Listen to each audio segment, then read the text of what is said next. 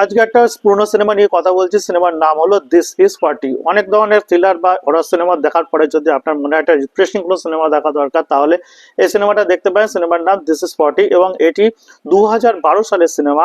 আমি অনেকদিন পরে আবার দেখলাম। যিনি হচ্ছে নায়ক, তিনি হচ্ছেন পল রুড, যিনি পরবর্তীকালে অ্যান্টম্যান হিসেবে অত্যন্ত পরিচিত হয়। তা যে এই সিনেমাটা দেখা উচিত এই কারণে যে মোটামুটি 38 বা 40 যাদের বয়স, তাদের দাম্পত্য জীবনে বিভিন্ন রকমের যে সমস্যাগুলো দেখা দেয়, সেগুলোকে তারা কিভাবে হ্যান্ডেল করবে এবং হাসি মুখে এগিয়ে নিয়ে যাবে, সম্পর্কটাকে আরো কিভাবে গভীরভাবে এগিয়ে নিয়ে যাবে, সেইটাই পুরো সিনেমা জুড়ে দেখানো হয়।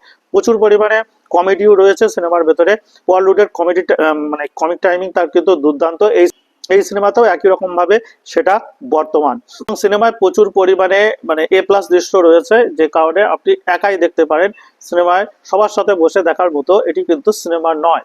ধন্যবাদ, ভালো থাকবেন। আরো এরকম বিভিন্ন ধরনের বিভিন্ন অজানা সিনেমা নিয়ে খবরাখবর পাওয়ার জন্য অবশ্যই আমার চ্যানেলটাকে ফলো করতে ভুলবেন না।